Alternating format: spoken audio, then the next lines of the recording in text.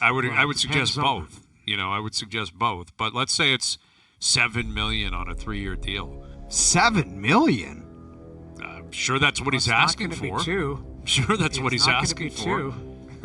He might be asking for more. I think here's the thing.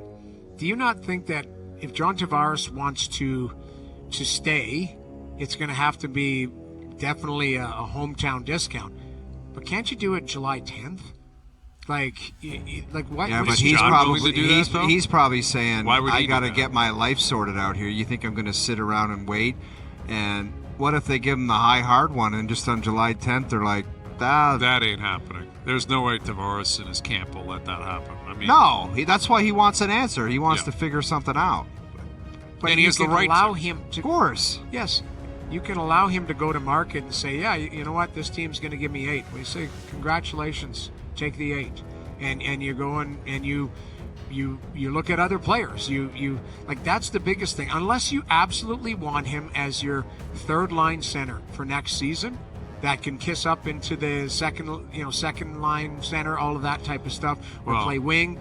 Like, who's playing second line though if it's not John Tavares? Like, that's the question. Well, this is where you got to get creative. This is where you're talking about trades. It's not about signings. It's about trades. It's about finding players within the league that need change of scenery. We were just talking about how everybody's open for business. Everybody wants to. You don't think Brad Treliving's working the phones right now? Well, obvious. I'm sure he is. But again, if you're saying Tavares is your third line center, then you can't even pay him $5 million a year, in my opinion. Like, if you have him penciled as your third line center, you got to have. What does Lundell make? 4.5? Like you can't pay a guy $6-7 million to be on your third line. If he is your third line centerman, why would you want to pay him $7 million? Like that's when those numbers come. Like, I just don't understand why Patrice Bergeron was at the end of the line and he signs for $2.5 million, and all these, like, I have the comments coming my way in public where it's like, yeah, just 3 years at $9 million makes sense to me, and I'm like, you guys are all I know insane. It's crazy talk. Dude, and that's not going to happen. I mean, the Leafs. Yeah. I don't think so. I don't know. I mean, the Leafs have a history. If I ran the Leafs, it would be very simple. We just gave you $80 million. You're going to do us a favor on this one, or we're not doing it. Sorry. There's no 7. There's no 6. There's nothing. None of that talk is happening here. If you want to come back and you really want to stay here and that's your only objective, you are doing us a serious favor. That's the only way and the only terms that this deal is happening. Mm-hmm. Take it or leave it. Go and find a place to play because it won't be here. Yep. I totally agree with that. I see it the exact same way you do, but that doesn't mean Treliving does, and it doesn't mean Tavares does. And that's what we're going to find out in the next 2 or 3 weeks. Yeah. But like, good player, guys. Scores a lot of points, scored 38 goals last year. For the $80 million, and he was a part of it, they won 2 playoff series.